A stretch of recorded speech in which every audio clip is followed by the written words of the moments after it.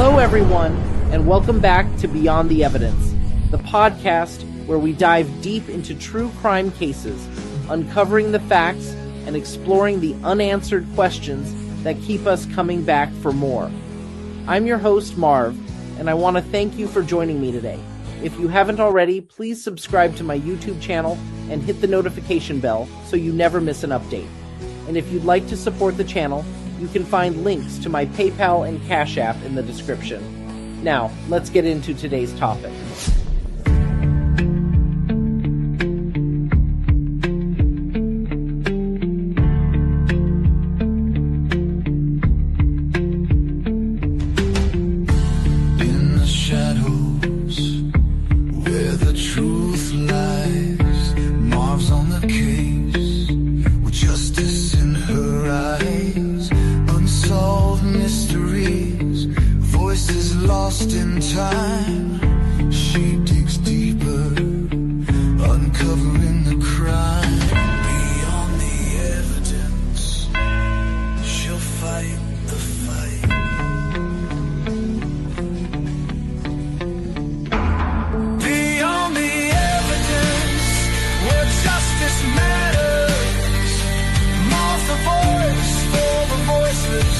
Breaking all the patterns, facts and theories, clues and controversy.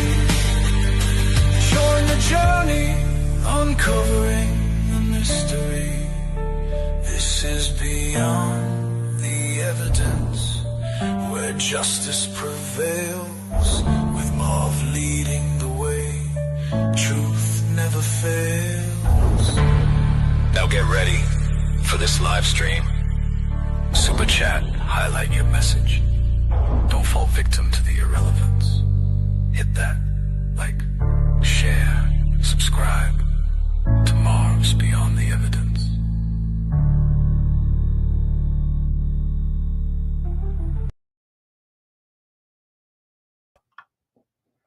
Good morning, everyone, and welcome to Beyond the Evidence. As you know, I'm Marv. And today we're going to continue with part 2 of True Crime on Social Media, a comprehensive overview.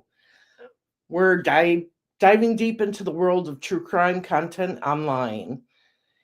And the first part, we mainly talked about what true crime was, where you can find it, who listens to it, who your creators are. It's not the most fun information to listen to, but it's important for the rebranding of this channel to talk about it. So, what is on today's agenda? Part 2 of this show, and then there's going to be some shorts that are put out today on missing and wanted individuals. And also tonight, we are going to start our new segment called True Crime News. In order to catch up on some of the headlines that have been going on for the past few days, we're going to talk about the P. Diddy trial. We're going to talk about the Brian Kohberger trial. We're going to talk about the trial that is taking place right now for Crystal Rogers in, this is the second trial taking place. We're going to briefly go over the first trial, what happened, and what's happening during the second trial, because that is not being televised. We're going to talk about the situation that happened in Idaho with the firefighters being ambushed and who the perpetrator was, and what happened there, and how that community is now burying 2 of their firefighters, while the third one is rehabilitating in the hospital.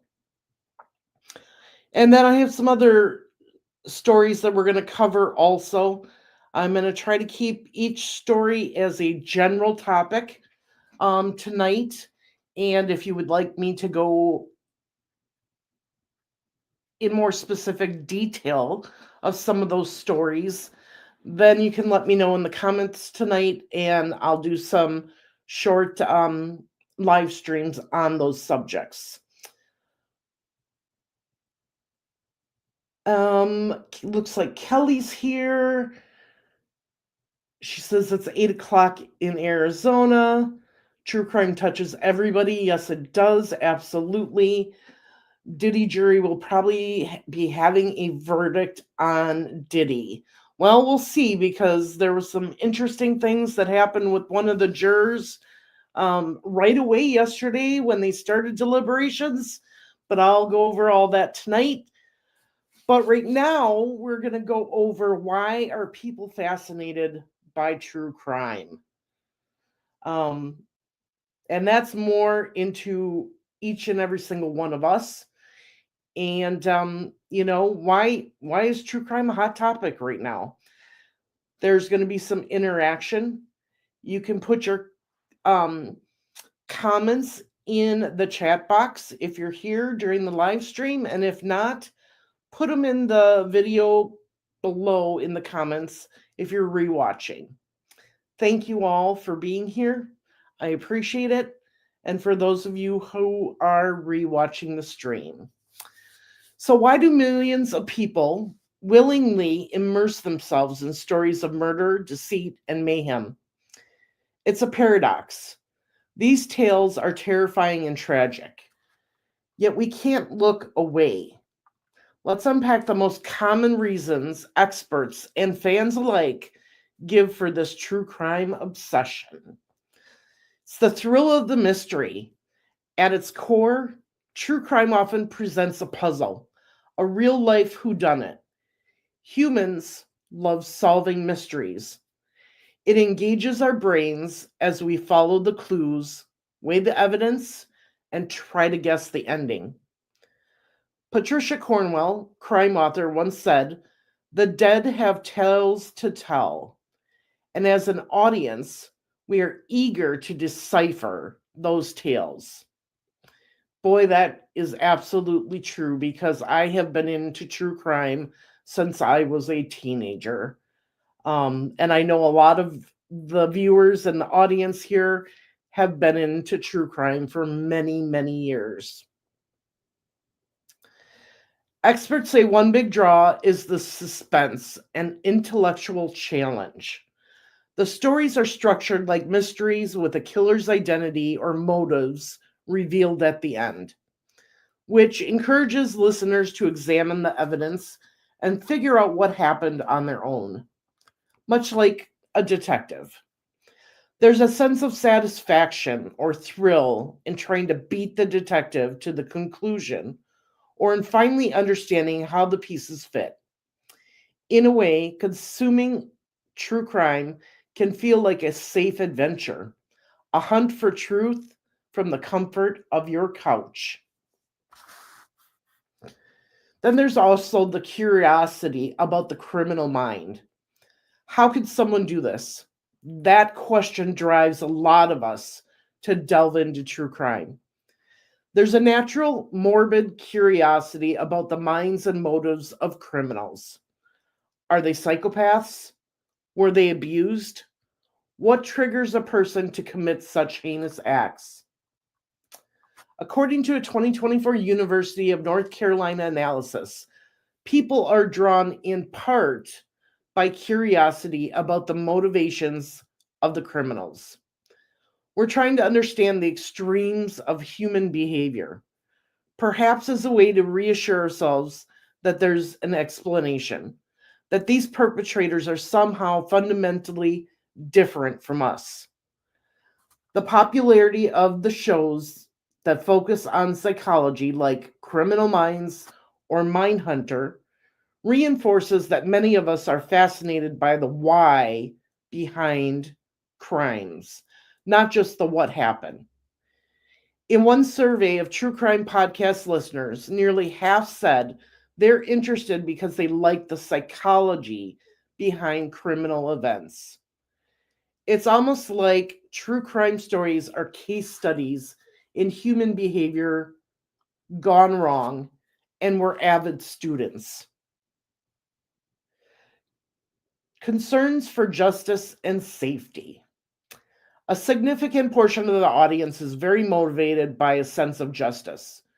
We care about fair outcomes, seeing the culprit caught and punished, and learning that justice was served, or getting angry when it wasn't. Dr. Charlie Tuggle, a journalism professor, noted that true crime's appeal comes partly from feeling that the justice system broke down in some cases.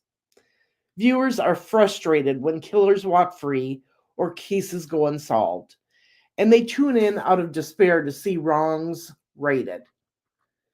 In addition, many, especially women, consume true crime to glean safety tips or be more vigilant. There's an often cited idea that women are a huge portion of true crime fans because they want to learn how to avoid becoming victims. Indeed, a research paper interviewing true crime consumers found reoccurring themes of fears of gender victimization. Basically, women read these stories to learn warning signs and survival lessons. It's a bit like a survival manual, learning what not to do or how victims escaped as a way of feeling more prepared in our own lives.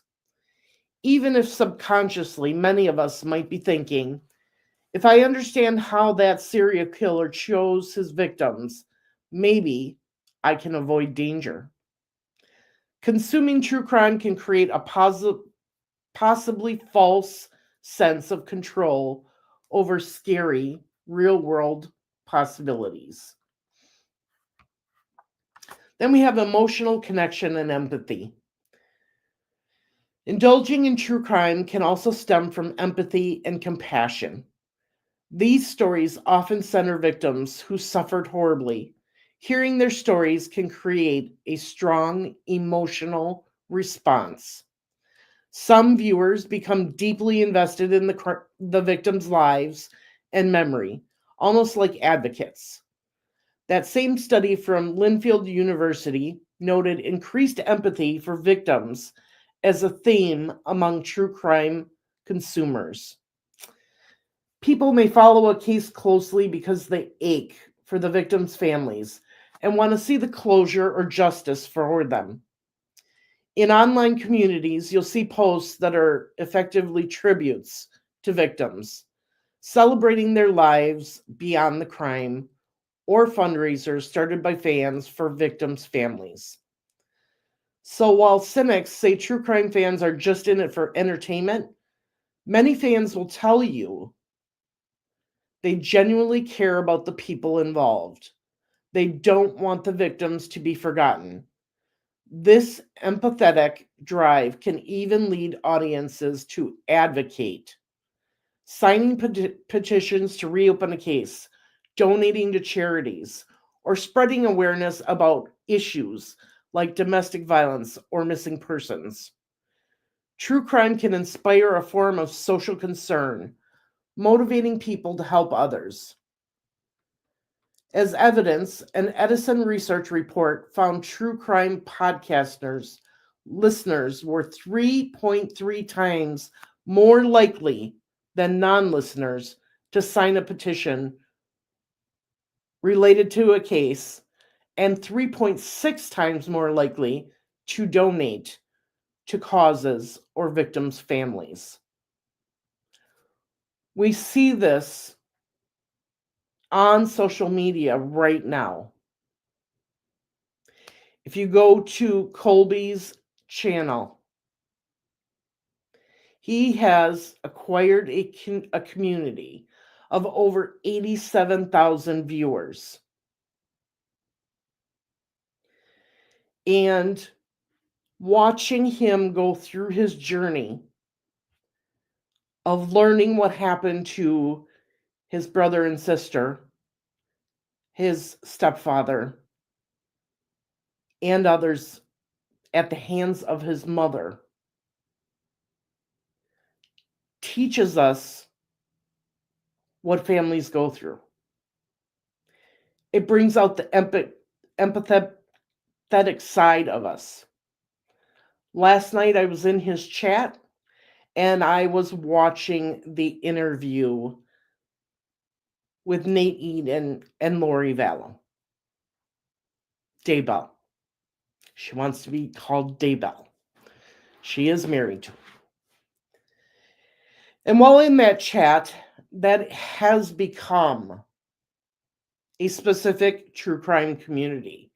It embraces Colby and Kay and Larry and Kelsey, his wife, and even Ray, the lead investigator on the case.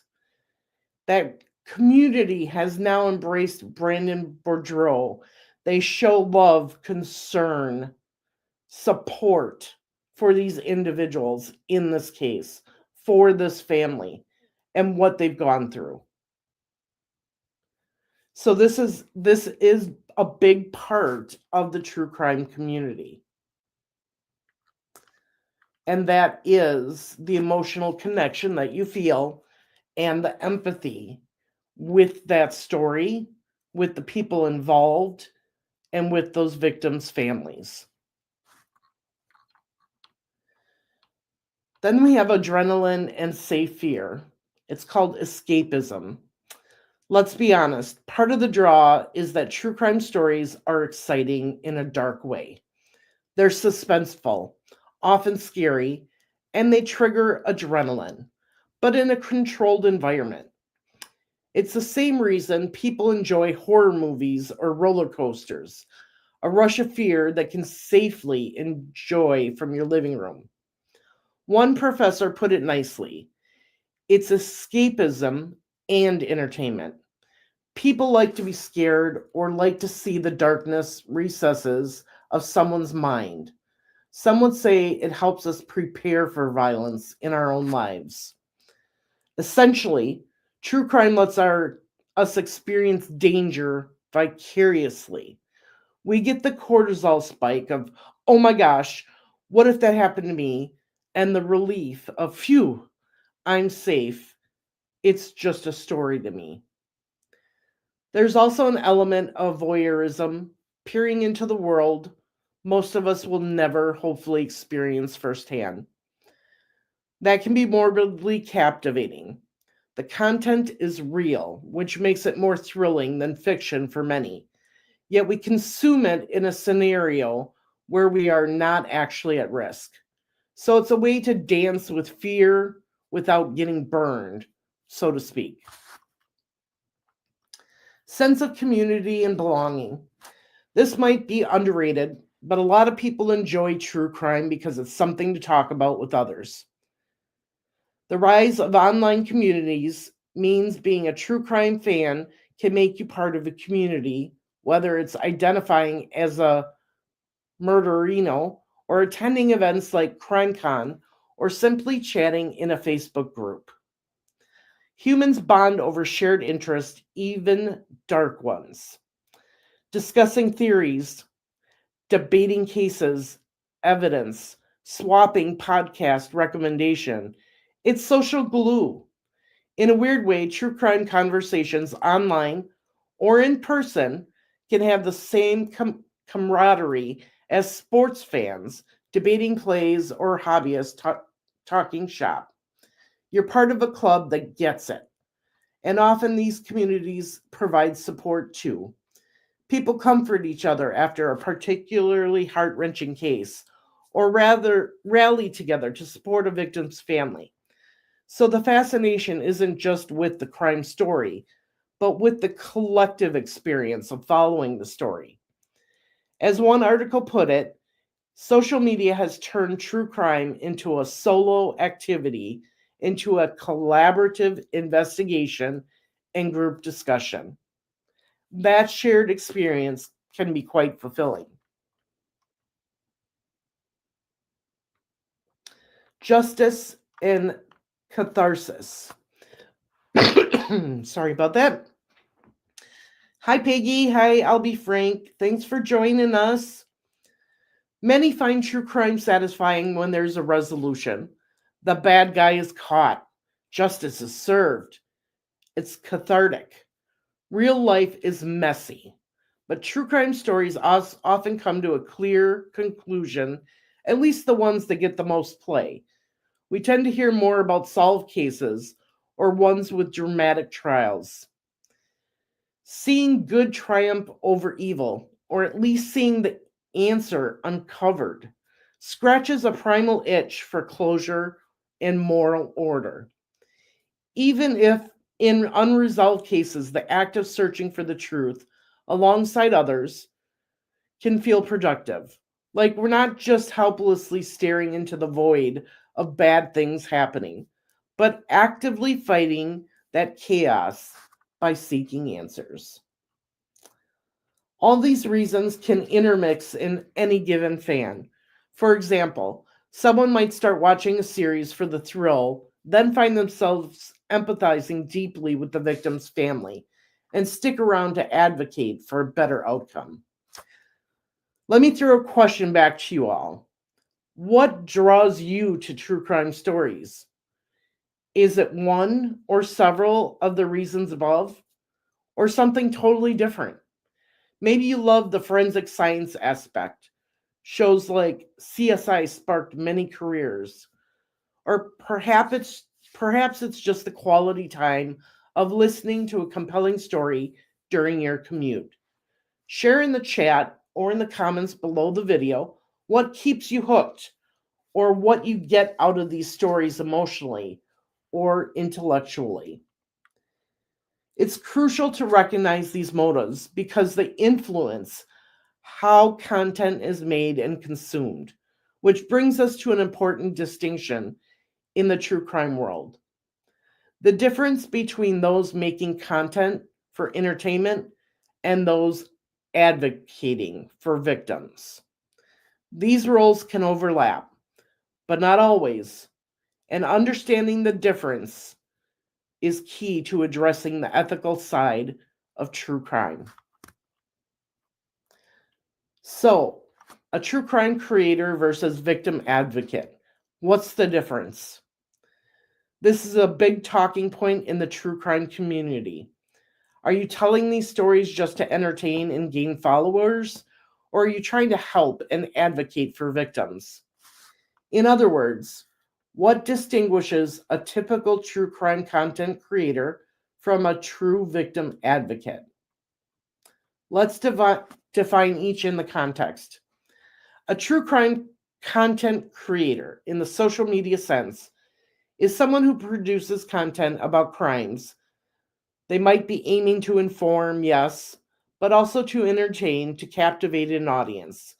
They focus on the story, the mystery, the characters, victims, and perpetrators, the drama of the investigation and trial. Their success is often measured in views, likes, subscribers, maybe even monetization. Many creators absolutely care about accuracy and respect, but their primary role is in storyteller, host, rather than an activist. Crucially, many creators are outsiders to the cases they discuss. They're researching from afar, not directly connected to the people involved. They might use dramatic music, cliffhangers, and other techniques to help viewers engage. After all, they want people to watch to the end and come back for the next video. Some creators might even sensationalize aspects to draw in an audience, focusing on a gruesome detail or the shocking twist because it makes it for more gripping content. A victim advocate, on the other hand, is someone whose primary goal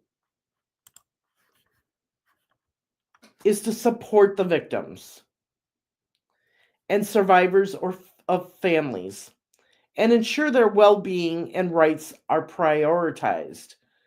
In the media context, victim advocates push for ethical storytelling. They want content to center the victim's perspective, honor their dignity and not re-traumatize them or their loved ones. Advocates might be professional counselors, nonprofit workers, or even fellow survivors who speak up. They often work behind the scenes to counsel families on dealing with media or to advise journalists and creators on best practices, like obtaining consent, avoiding graphic images. A victim advocate in storytelling tries to change the narrative from its sensational crime to these were real people who deserved respect.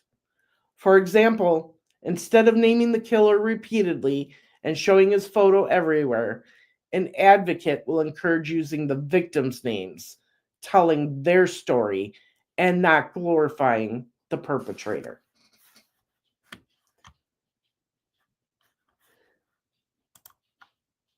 Let's see how the chat is doing. Thank you so much, I'll be frank, for the super sticker. I appreciate it. The Bish, formerly known as Delulu. Hello, welcome. The intent is to advocate, but there's also a component of entertainment because it seems like that's what people want. It's hard to get the message out without subscribers. You're correct, Peggy. It is a fine balancing line.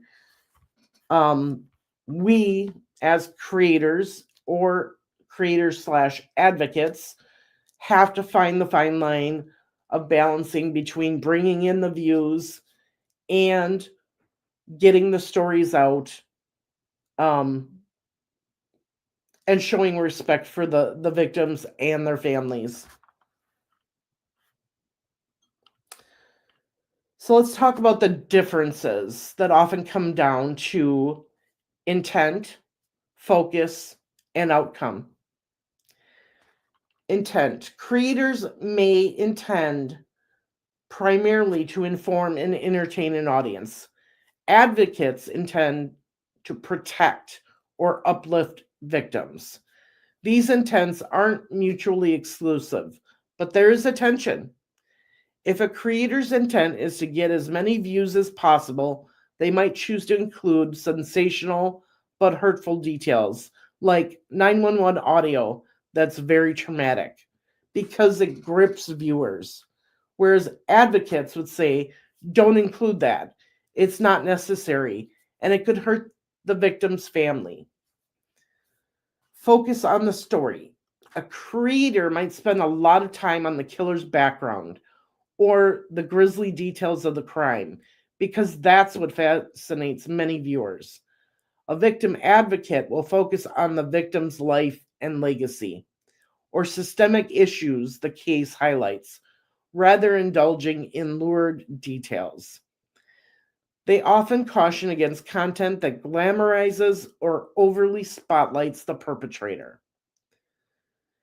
As the NCVC, otherwise known as National Center for Victims of Crime, bluntly put it, too much true crime content serves mainly to enrich creators instead of providing closure to people actually affected by crime. An advocate wants the equation flipped. Use these stories to help victims or prevent future crimes, not just to make YouTubers famous. And that is true in all of our cases. And I have learned over the years, doing this now for 3+ years, the kind of content creator I've been in the past and what I want to be in the future. If you go and you look at my videos, the highest number of views that I received is on the Delphi case and on the case of regarding Karina McClurkin and the trial that was just done. All of my other stories that I put out on this channel get very low views. And that I would like to change that because those stories are the ones that matter. All stories matter. But even the smaller stories matter just as much as the big ones. And some of these smaller stories are the ones that are not getting results. They're not getting trials. They're not having the person that did this found. So while you're watching in the true crime community, don't just support the big stories. Support the small ones too. Watch the videos on them. It's important. We need to promote all cases equally. Let's talk about methods and ethics. Advocates typically adhere to ethical guidelines. For example, making sure not to publish unverified rumors, respecting the wishes of the victim's family if they say, please don't cover this, avoiding gratuitous visuals of violence, and not intruding on private grief. Content creators, especially independent ones on social media, don't always follow traditional journalistic or ethical standards. They're not required to by any authority. So some might choose a scoop or share a shocking theory without worrying as much about who it might hurt. To be fair, many creators do try to be respectful, but when push comes to shove, a pure content creator might think, if this dramatic speculation gets me more engagement, maybe I'll post it. Whereas a victim advocate voice is in their ear would say, that speculation could devastate an innocent person or a family. Don't post it. Think of the TikTok tarot card reader who basically accused a professor of orchestrating murders. That's an extreme case of reckless content creation with zero advocacy mindset. And it had real consequences, legal and emotional. Advocates call that out and emphasize accountability in storytelling. Relationship with victims' families. Advocates often work with victims or their families, or at least stand on their side. Content creators often are storytelling about them without direct contact.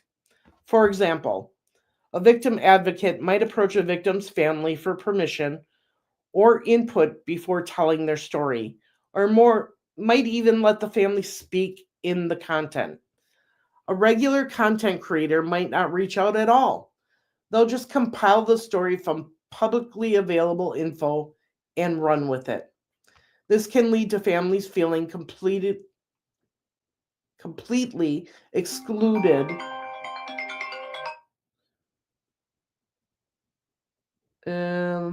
or exploited, as in the Dahmer dramatization case where none of the victims' families were consulted and they publicly said they often exploited by the show. Advocates argue content producers should involve or at least notify families, whereas many creators don't feel obligated, and legally they often aren't. There's a guide recently by advocates that basically pleads with content creators. Victims are not characters in stories to boost ratings, they're people. That sums it up. Creators might inadvertently treat real people, like characters in a Netflix drama, whereas advocates insist on treating them as human beings with agency and feelings. One of the reasons I'm doing this specific live stream, True Crime on Social Media, and the comprehensive overview is because I have learned that when telling a story, you need to reach out to family members. I've done this in the Jamie Valdez case. I've done this recently in a new case that I will be bringing to you. Okay? And I want you to know that I did the research online. I wrote a script. I sent it to the family member. And the family member took a few days to respond back. And one of the things that the family member told me is that there's a part in my script that talks about another family member, an important family member, where the media portrays him as doing all these things for his son's case. But in reality, he hasn't done anything. It's the aunt that has fought to keep this case out there.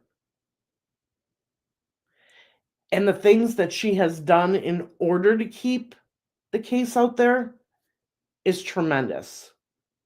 So I'm going to bring you that story here soon, and I hope you'll listen to it.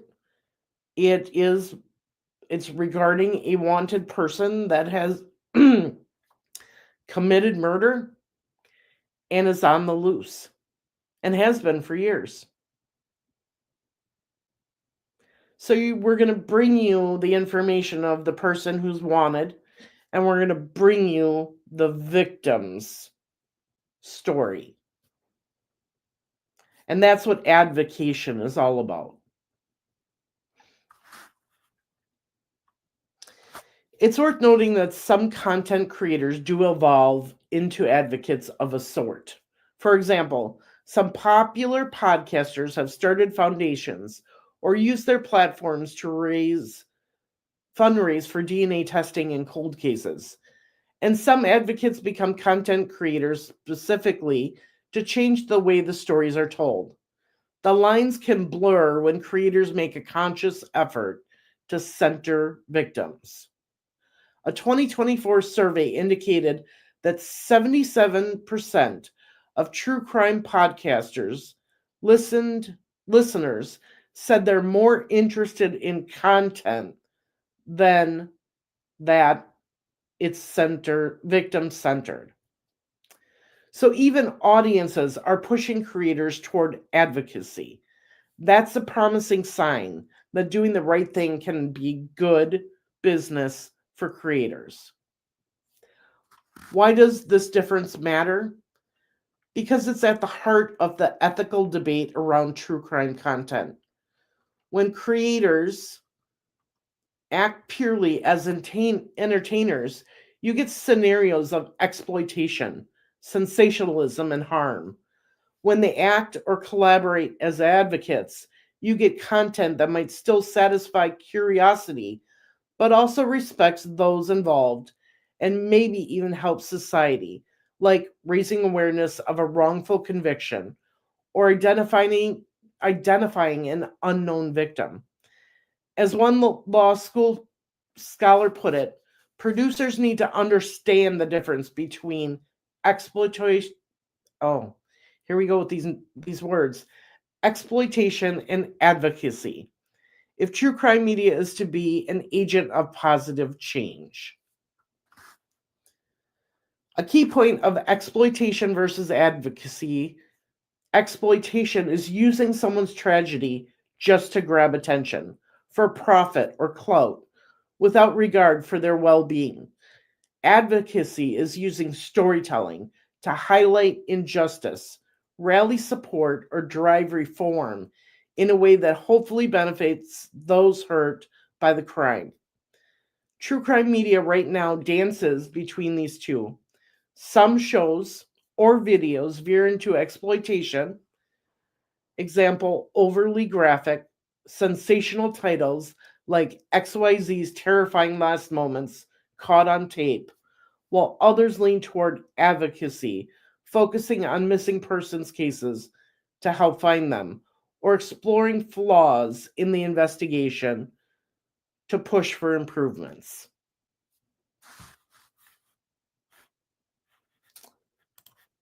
This is great. Thank you for doing this. You're welcome. Yeah, I'm not going to try to say that. Thanks for dropping the links here. I appreciate it.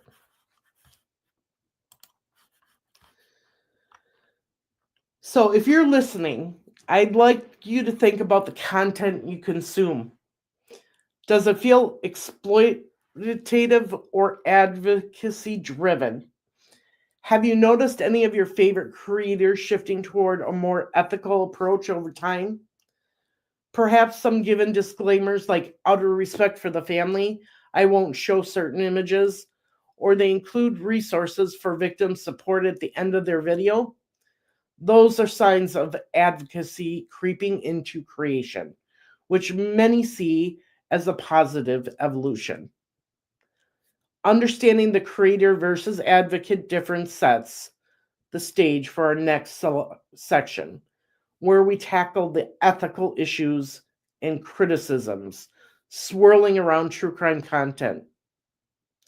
There are plenty of critics who think a lot of true crime on social media crosses the line. And now we can see where they're coming from. So let's dive into the controversies and moral dilemmas.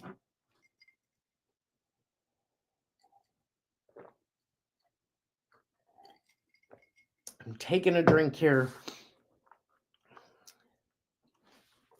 Okay, the true crime boom hasn't come without backlash.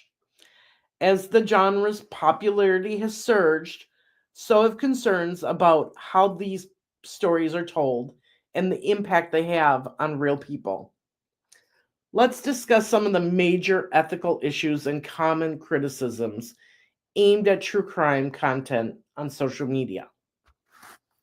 Once again, exploitation and re-victimization of victims and families comes up first. Perhaps the loudest criticism is that many true crime creators are essentially profiting from people's worst tragedies. And in doing so, they sometimes inflict new pain on the victims' loved ones. Consuming a story for entertainment that for someone else was the darkest chapter of their life is inherently fraught.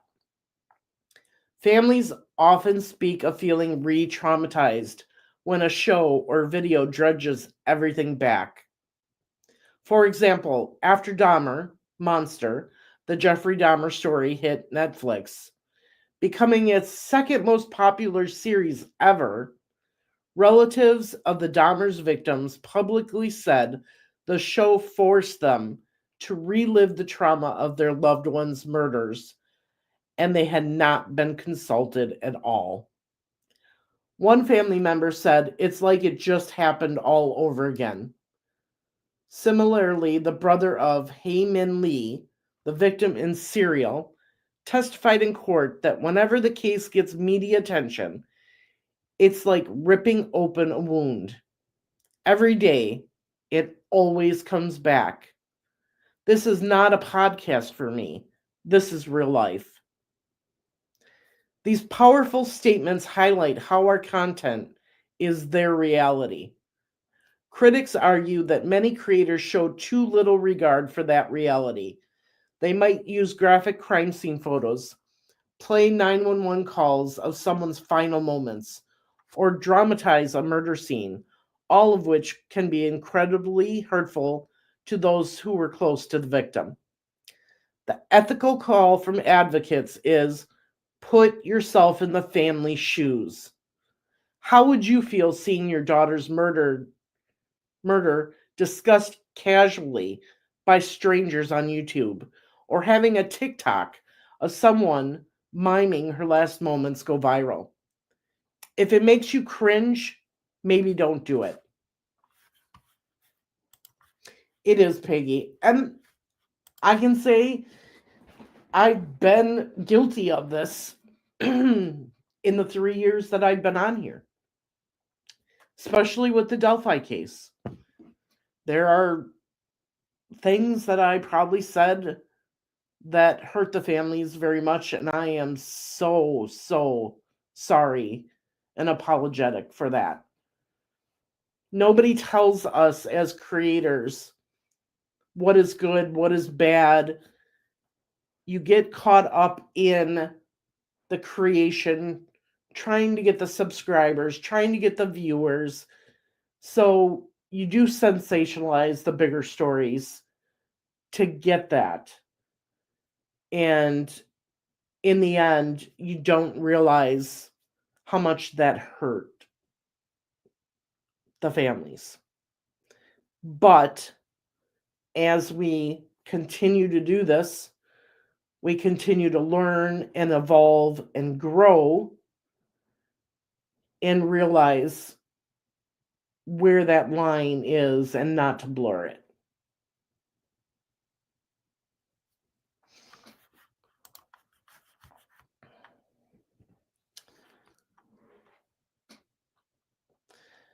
So the second thing is sensationalism and glorification of killers. True crime content can sometimes cross into the realm of the sensational, emphasizing the lurid, shocking aspects of cases to draw interest. This can inadvertently, or sometimes quite directly, glorify killers or give them undue notoriety. We've seen concerning phenomena like serial killer groupies. Example, Ted Bundy had admirers who wrote him love letters and even showed up giggling at his trial, a dynamic that itself had been publicized in media. On social media, this can be exacerbated. There are Tumblr blogs and TikTok fans that bizarrely crush on or fanboy or fangirl over notorious murderers. Yes, that's a thing. The term Ted Bundy is hot trended after a movie where Zac Efron portrayed him, which many found highly problematic. Some content inadvertently feeds this by focusing on killer's charm or mystique. For instance, certain YouTube videos might dwell on the charismatic traits of a killer or create a thrilling aura around them rather than condemning them. There's also the issue of, I hope I'm going to say this right, hybristophilia communities. People, often young women, fascinated with or attracted to killers, which have been noted especially on platforms like TikTok, and true crime content sometimes fuels those fires. Responsible creators are encouraged to not turn criminals into anti-heroes or celebrities. But critics point out that a lot of media still does. Because frankly, if it bleeds, it leads. Sensational details and villainous figures capture eyeballs. So content sometimes veers into feeling of being a freak show that glamorizes evil or skims over the victim's humanity. This is ethically troubling because it disrespects victims and could inspire copycats or give killers the fame they crave.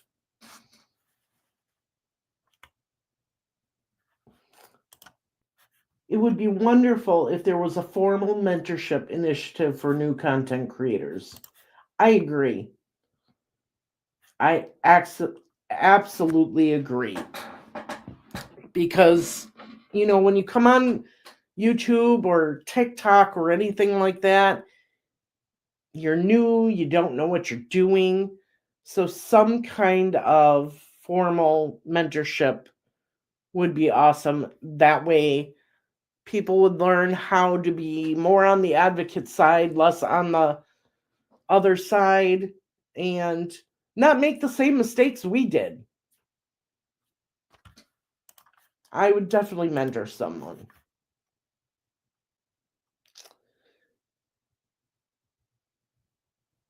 Yeah, Frank, just guidelines would be fine. Yep. Third thing, this is a big one. Misinformation and amateur sleuth overreach. With so many non-professional analyzing crimes, misinformation spreads easily. Rumors get treated as facts. Conspiracy theories take root. On social media, one person's unvetted theory can go viral and suddenly be accepted by thousands as truth. We saw a stark example during the Boston Marathon bombing. Reddit users misidentified a student named Sunil Tripathi as the suspect, plastering his name and photo online. He was completely innocent and tragically was later found to have died by suicide, unrelated to the bombing. Yet his family endured harassment and false accusations in the chaotic days of the manhunt. Another recent example in the Idaho college murders. An active TikTok sleuth accused a university professor of involvement with zero evidence, leading the professor to sue for defamation after facing death threats and reputational damage. These cases show the real harm that can come from reckless armchair investigations. Law enforcement has lamented that they sometimes have to spend time debunking or fielding false tips spawned by social media, which can hinder official investigations. Ethically, critics urge that true crime content makers should avoid speculation that can ruin innocent lives and should always clarify what's confirmed fact versus rumor. But not everyone does, because speculation can be tantalizing content. Could this TikTok psychic be right about who the killer is? Is a juicy angle. It's a juicy angle, but it's irresponsible. The speed of social media also means misinformation can outtrace truth, causing damage before it's corrected, if ever. Another thing with this is interference with justice. Trial by social media. And when I read those words, what case pops into my head that just ended? The Karen Reed trial. While I think the jury got that right, I can see how social media may have interfered with that case. Closely related, another issue is how wall to wall social media coverage can affect ongoing cases and the justice process. When a case is trending, it's hard for it not to seep into potential jury pools or even influence investigators. Judges have had to ask jurors if they can ignore the torrent of online content. And as we saw in the Ritterhouse trial, not a single juror has been unaware of the case because it was so omnipresent in media. This raises concerns about whether truly impartial juries can be found in high profile cases these days. Also, witnesses or suspects might be influenced by what they see online. For instance, if someone posts leaked evidence or a theory, a witness could unconsciously conform their story to that narrative. Law enforcement sometimes has to hold back details, specifically because they know false confessions or witness contamination could occur if too much is public. Let me say that again. Law enforcement sometimes has to hold back details, specifically because they know false confessions or witness contamination could occur if too much is public. That is huge because what is our number one complaint? That police don't give enough information on the cases. And now we're seeing and we're being told why that's happening. But social media sleuths often don't have those boundaries. They'll push any detail they find. Additionally, mobs of online users might harass or dox people they believe, right or wrongly, to be guilty. It's a vigilante aspect that troubles many. It's basically an end run around the justice system with potentially dangerous outcomes. Someone wrongly accused might be physically harmed by an internet inspired vigilante, for example. The Vanity Fair piece on the Idaho case noted that by the time of an arrest, so many people had been sucked into the online manhunt that speculation didn't stop. It just pivoted to questioning the surviving roommate's actions, which led to mass victim blaming of a traumatized young woman via 57 million TikTok views of videos about her. That is clearly unethical. She was an innocent witness, yet social media turned her into a target of suspicion and even ire. Critics say this is a prime example of social media true crime going off the rails and causing harm where the justice system hadn't even found fault. In short, justice isn't a game or a crowdsourced project, but sometimes social media treats it like one with messy results. A code of ethics would be great. The Centennial Olympic Park bombing is another good example of falsely accusing people. Mainstream media is just as guilty. I agree. I absolutely agree. And that's where these guidelines or, you know, initiatives, I guess you would call it guidelines, is the best way. Setting up guidelines would be the best way for creators um, to stop this action.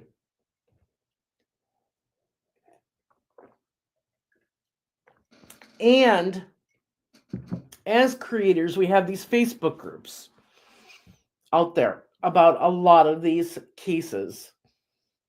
Making sure that you have moderators in place that won't allow people to do this to innocent people is important.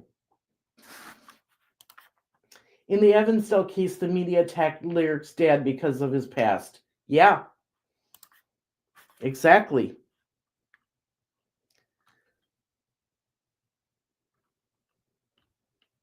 All right, everybody, I need you to give me a couple minutes. I'm going to just run to the bathroom and then we'll come and start on the next one, which is number 5, which is privacy and consent. So I'm going to stop my camera and mute, talk in the chat, and I'll be right back. Or go grab a soda or go to the bathroom yourself.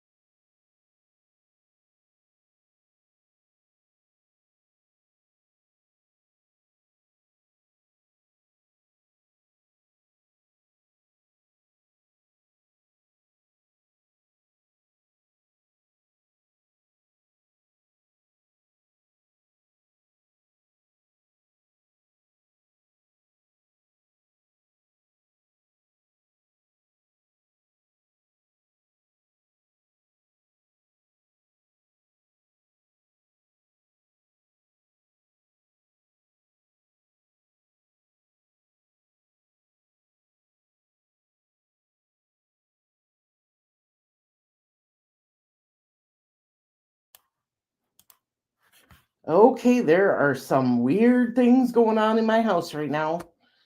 Um, for one, thank you for letting me take a bathroom break. Number two, I had to turn the air down. It's getting hot out again outside. And then as I was doing that, um, my printer started going off, and I don't know why, because I can't print from here. If I have to print, I have to print from the other office. So it's kind of weird. It stopped, so I'm glad.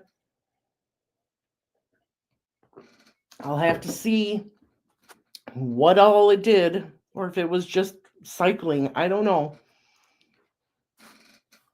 All right. Let's get into privacy and consent. Traditional journalism has norms like asking permission to use a photo or being careful when naming minors or victims of certain crimes. In the free for all social media, those norms aren't always followed. True crime creators often pull photos from victims' Facebook pages, read out personal text messages, or share 911 calls audio, all of which might technically be public record or obtainable. But did anyone ask the family if it's okay to broadcast it to millions? Usually not. Families have expressed horror at hearing the panicked 911 calls of their loved ones' final moments played on a podcast or YouTube video. Just because something is public record doesn't mean it's ethical to plaster it everywhere for clicks. Another angle, some content creators will actually try to contact victims' families or even surviving victims for interviews or comments, and not always respectfully. They might be pushy or insensitive in pursuit of a scoop for their channel. On the flip side, some never contact the family at all, when perhaps they should have to get consent or at least a fact check. And many inadvertently spread false information about the victim, which can be deeply upsetting. Essentially, normal human decency around privacy and grief sometimes gets lost.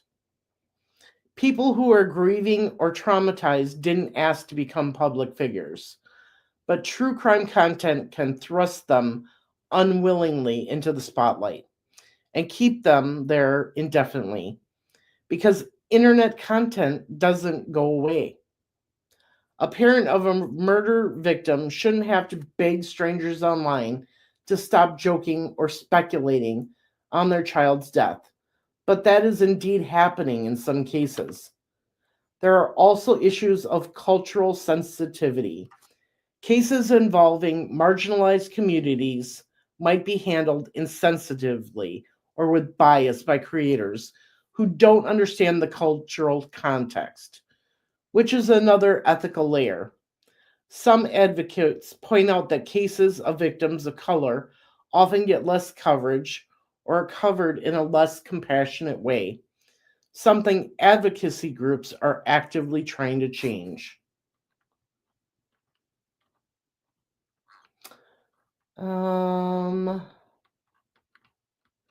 Desensitization and mental health impact on audiences. Some critics found not just on those directly affected, but on society and audiences. When we treat horrific crimes as routine entertainment, do we risk desensitizing ourselves to violence and tragedy? There's an argument that binge watching murder stories could numb one's empathy over time or make violence seem commonplace. One college newspaper said that heavy true crime consumption may be desensitizing audiences towards heinous crimes. If viewers start to see real victims as just characters, that's a moral problem. Additionally, constant exposure to these dark stories can induce anxiety or fear, particularly in already vulnerable individuals. Psychologi- psychologi- psycholo- oh my gosh, psychologists have noted that consuming a lot of true crime can heighten fear of being victimized, especially if one already has anxiety. It can distort our perception of risk in the world, a phenomenon akin to mean world syndrome, thinking the world is more dangerous than it is because of heavy crime media exposure. A Cleveland Clinic psychologist even gave tips on taking breaks from true crime for mental health. So while many fans feel enjoyment or at least engagement with the content, some end up with sleepless nights, nightmares, or heightened paranoia. The ethical question becomes, are creators at all responsible for cautioning viewers or curating content in a way that's mindful of these effects? Or is it entirely on viewers to moderate themselves? It's a great area, but worth discussing. And I can say that I am guilty of this. Watching this over and over and over and listening to different things. And so I have incorporated into my daily schedule times for me to do things and watch different things. So, what are those things that I do? Play games on my phone, watch silly baby videos of them laughing, that belly laugh that they get, watching cats and dogs snuggle and others fight each other. Um, Watching coin pushing videos is some of my favorites. What else do I watch? Oh yes, let's get into the medical part of it. Um, Watching videos on professionals taking out impacted earwax or popping pimples, things like that. You have to watch different things. You can't just consume yourself every day with true crime. If you eat, sleep, breathe it, it's going to affect your life. And as individuals, we have to learn to take breaks from the true crime world. We cannot just consume it 24/7. Frank gave an emoji. Yuck. Frank, it's all in what you like to see. Maybe you'll go out and watch a bunch of different memes, funny memes, things like that. I don't know. It's whatever you enjoy.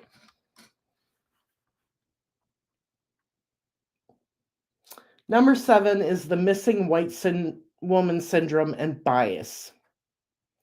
So, another big criticism is about which cases get amplified in true crime media. The term missing white woman syndrome describes how media disproportionately focuses on young, white female victims while neglecting cases involving people of color, men, older victims, etc. Some true crime creators unintentionally perpetuate this bias, covering primarily the popular cases that often fit that demographic mold. For example, Gabby Petito, Natalie Holloway, because they know those stories resonate widely and attract interest. Meanwhile, countless cases of missing or murdered indigenous women, black women, trans individuals, sex workers, etc., get far less attention. Ethically, this is criticized as a failure of the genre. It can reflect societal biases rather than objective importance. Advocates urge creators to examine their choices of cases and consider covering underrepresented stories, not just the ones that are already well known or sensational. The NCVC 2024 panel, Until Every Voice is Heard, specifically addressed the harm of biased coverage and the importance of advocating for representation of all victims. Ignoring certain cases has real consequences. Crimes might remain unsolved due to lack of public pressure or patterns, like a serial killer targeting marginalized communities, might go unrecognized. So there's an ethical push for more equitable storytelling in true crime. But critics say we aren't there yet, pointing to the lopsided content focus as evidence. And as I stated earlier, go back and look at my channel views.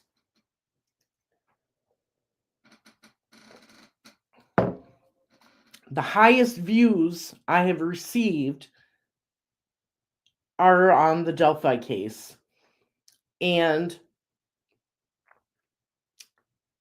the trial regarding the murder of Karina McClurkin. Those are the highest views. If you take a look at my views for my advocacy for Tabitha Shuck Rains, the views are only 300. As creators, as an audience, we need to continue watching those smaller stories. That helps us bring pressure, like this section said, or link patterns that might go unrecognized. It's important to have a variety of stories on your channel and have everybody watch all those stories. Lack of accountability and fact checking. Finally, one structural issue. Many social media true crime content creators are not bound by editorial standards. They can make mistakes or even be sloppy with facts without the checks and balances that, say, a newspaper has. This means errors can propagate, and there's often no formal correction process.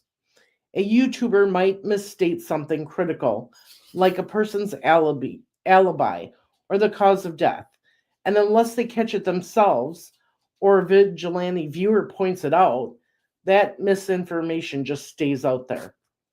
And because these creators aren't official journalists, they might not feel the same obligation to issue corrections or retractions. The result is a landscape where accuracy can vary widely. An audience might not be able to tell what's solid information, what's speculative or mistaken. Ethically, this lack of accountability is problematic because we're dealing with real lives and possibly active cases. Getting facts wrong can hamper justice or wrongly sway public opinion. Wow, that's a lot, and it's heavy stuff. These criticisms don't apply to every piece of true crime content. Of course, there are responsible creators who actively try to avoid these pitfalls. But as a whole, the genre has to contend with these issues. If you felt uneasy about true crime content before, which of these issues was it? Have you ever turned something off because it felt too exploitative or disrespectful? Perhaps you saw a video that used actual 911 audio and it felt wrong. Or you noticed a bias in which victims get covered. Share your thoughts or any moments that made you question the ethics of a true crime story you saw. You can do that in the chat if you're here live with me, or in the comments down below the video if you're rewatching. The important thing is that these conversations are happening. In fact, some content creators and platforms have responded to criticism by changing how they do things, like adding content warnings, focusing more on victims or avoiding wild speculation. The genre is evolving under public scrutiny. Now that we looked at the dark side, our final section will try to balance the scales a bit. What are the positive and negative impacts of this true crime social media phenomenon on those involved? The creators themselves, the victims' families, and the audience. It's not all doom and gloom. There are real benefits and constructive outcomes that have merged, alongside the downside we just covered. Let's weigh it all out. Positive and negative impacts on creators, victims, families, and audiences. After all this discussions, it's clear true crime on social media is a mixed bag. It has helped people in some cases and hurt people in others. Let's break down the impacts, both good and bad, on the three main groups involved. Impact on content creators. Positive impacts for creators. Successful true crime creators can gain significant recognition and even income from doing what they love. Researching and telling stories. Many have turned their passion into a full-time career.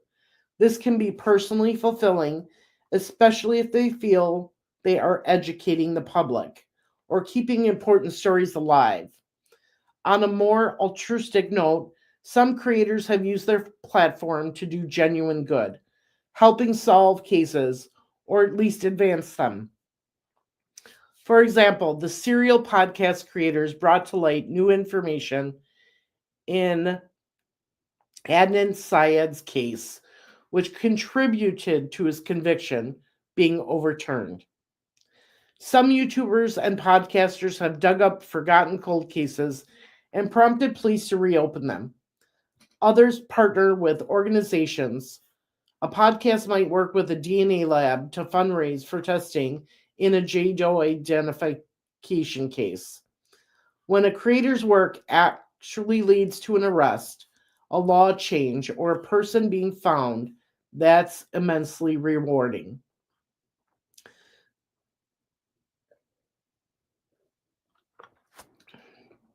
They've gone from just talking about crime to potentially solving or preventing crime. Creators also benefit from the community they build. They often receive gratitude from fans for bringing attention to certain victims or for providing insightful content. And in terms of advocacy, creators who take that approach can become influential advocates themselves, using their storytelling to shine a light on issues like wrongful convictions, domestic violence, police mishandling of cases, etc., which can spur the broader societal conversations. Negative impacts for creators. On the flip side, being a true crime creator can carry a toll. Creators often immerse themselves in horrific details, which can affect their mental health, secondhand trauma, or burnout from constantly dealing with dark material. Some have spoken about nightmares or needing to take breaks after certain deeply disturbing cases. There's also the risk of backlash and legal issues. If a creator steps over a line, say accuses someone who is innocent, or uses copyrighted or sensitive material inappropriately, they might face lawsuits, as we saw with the TikToker who got sued for defamation. Even without legal action, creators risk backlash from their audience or victims' families if they handle a story insensitively. The internet can turn on a creator with cancel culture if they perceive exploitation or errors. So a misstep can damage a creator's reputation and livelihood. Additionally, if a creator becomes very popular, they might experience personal harassment or safety concerns. Bizarre as it sounds, there have been cases of creators getting threatened by people who disagree with their take on case, or even by criminals or obsessives. It can be a pressure cooker, constantly needing content, walking the ethical tightrope, and handling the emotional weight of the stories. Creators often have to deal with the moral burden asking, am I doing the right thing by telling this story? Or am I part of the problem? That can be a heavy question to carry if they're conscientious. Finally, in the pursuit of content, some creators have faced moral dilemmas, like if they uncover a lead, do they go to the police or share with their audience first? Navigating that responsibility can be stressful. What are the positive and negative impacts on victims' families? Positive impacts for families. Not all families hate true crime media. Some actively credited for helping solve their loved one's case or keeping it alive when it went cold. Social media attention can lead to crowdsourced evidence. For instance, in the Gabby Petito case, a YouTuber realized she had dash cam footage of Gabby's van and turned it over, which helped locate Gabby.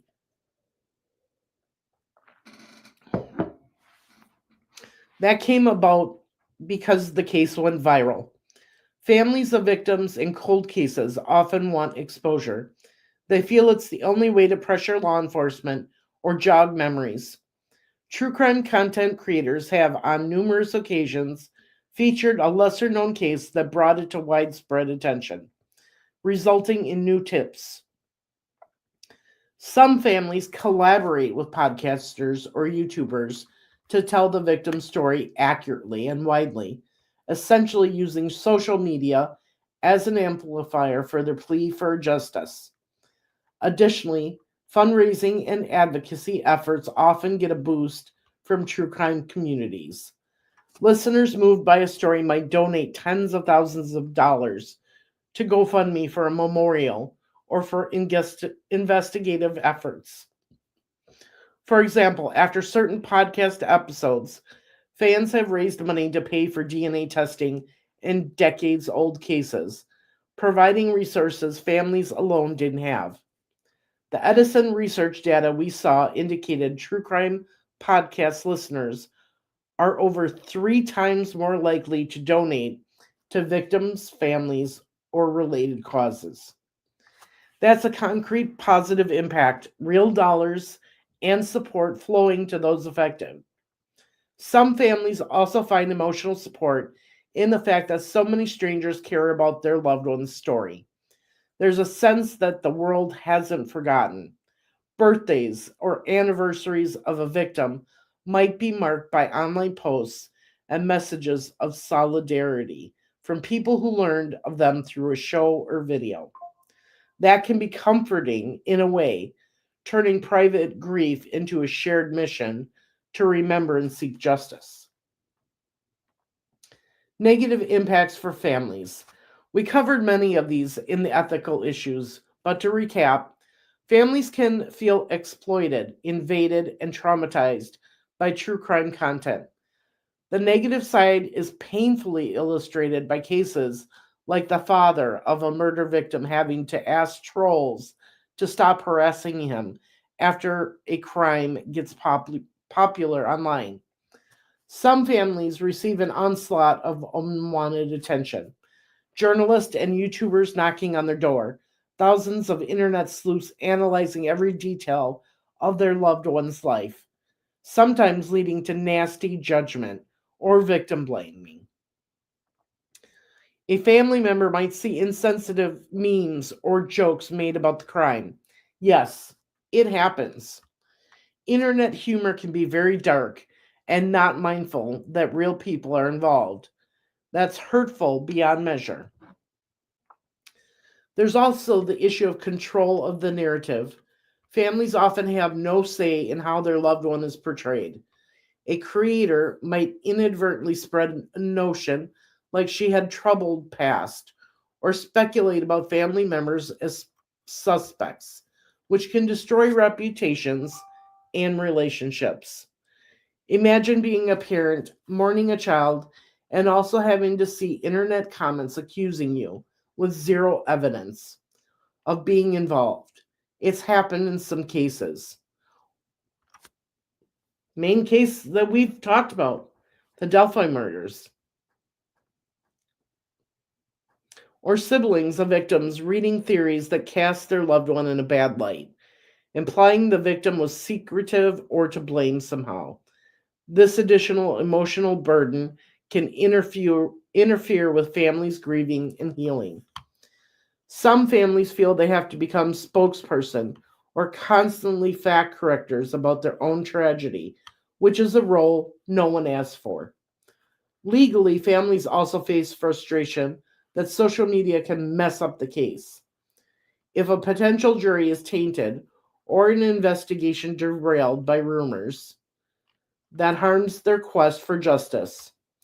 Lastly, once a story is out there, it's out there forever, online. Even if a family wants to move on or keep details private, like the manner of death or personal histories, they might forever be confronted with Google search results and YouTube videos on those painful specifics. It's a loss of privacy and control that compounds the initial loss. So, almost done here. All right, so the last one is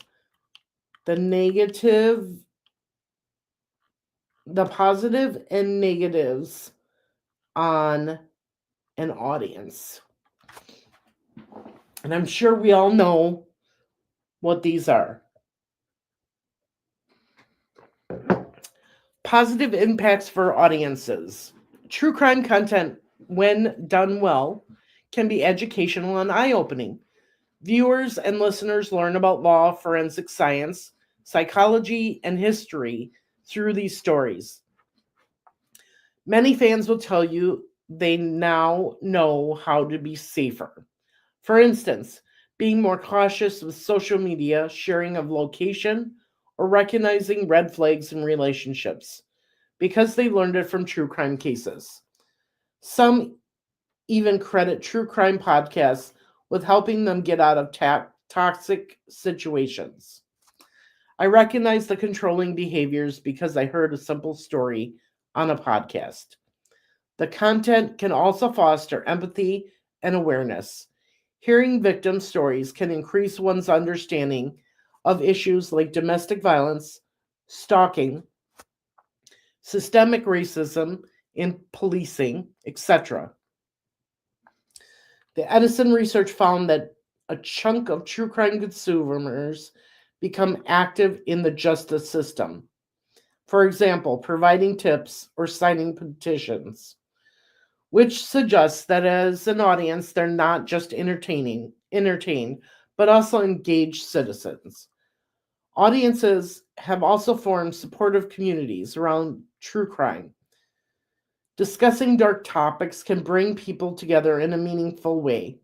Some find a sense of belonging in fandoms or local meetup groups or true crime enthusiasts. It gives people a hobby that challenges their mind, solving puzzles, and a community to share with. On a personal level, some folks just find true crime really compelling storytelling that satisfies a part of human nature, and that is our curiosity about good versus evil, our love for narrative resolution. It can be cathartic to experience fear and then relief when justice prevails. Also, in cases where an injustice is corrected, like a wrongfully convicted person freed, the audience can feel a sense of hope and empowerment, seeing the system work, even if belatedly. It can restore some faith. And not to forget, some people simply derive entertainment and enjoyment from the genre, which in itself is a positive for them. Life is stressful. Oddly, hearing about someone else's case can be a distraction or a way to process one's own fears in a controlled environment. What are the negative impacts on audiences? We've touched on these in ethics. Heavy true crime diets can have psychological downsides. Increased fears and anxiety is one. If you constantly consume murder stories, you might start feeling like murder is lurking around every corner. Some therapists have noted clients becoming more anxious or distrustful as a result of binging true crime. Hypervigilance, trouble sleeping, etc. There's even a term, doom scrolling. And perhaps we could coin doom listening for podcasts. Consuming so much bad news and crime content that is negatively colors your worldview. Desensitization is another possible effect. What used to horrify you might not even make you blink after the 100th case. You might not even, which is not great for one's compassion or sense of proportion. Ethically, too, some worry that audience may lose sight of the real world consequences of what they're consuming and become a bit ghoulish, treating real tragedy as just another Netflix binge. Additionally, audience members can sometimes get sucked into dangerous behavior. For example, deciding to personally confront someone they suspect of a crime because they've gotten so invested. There have been instances of fans trying to play vigilante.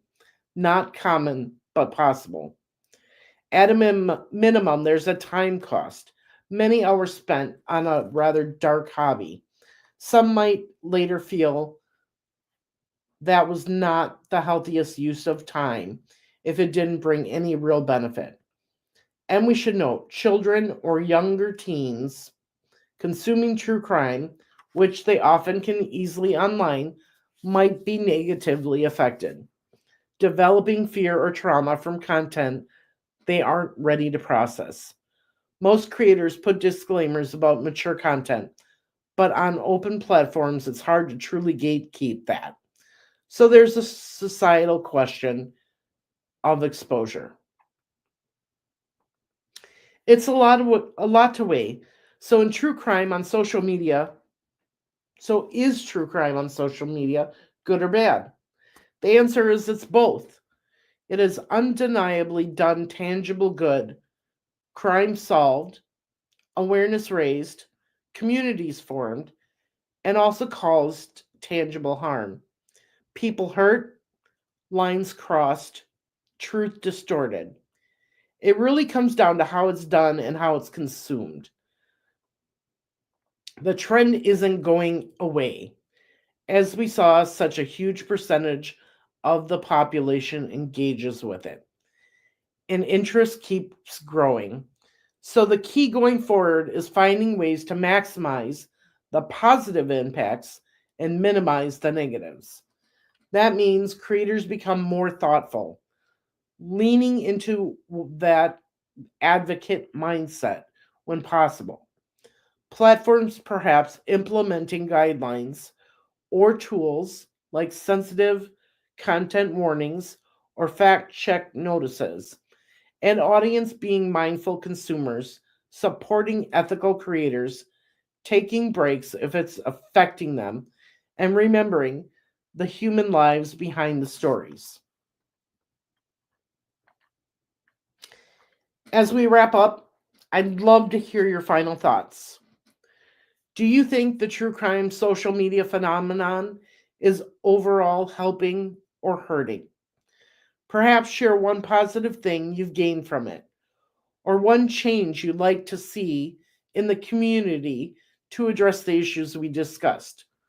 For instance, would you support something like a victim approved certification for content that involves families? Or do you believe the onus is on us as viewers to consume more responsibly? Let's get a discussion going, respectfully, of course. Yeah, Frank. Ultimately, true crime on social media is a reflection of our collective curiosity and concern. about true crime and justice. It has become both a form of entertainment and a form of citizen engagement. By being aware, okay, Storm Track 9, by being aware of its power to help or to harm, we can shape it into something that not only satisfies our curiosity, but also respects the truth and the people at the heart of these stories. Thank you for joining me on this comprehensive tour on this topic. It's been educational, a bit emotional, and hopefully thought provoking. Stay safe, stay thoughtful, and until next time, this is Marv, and I'm signing off. Have a good day, everyone. Bye.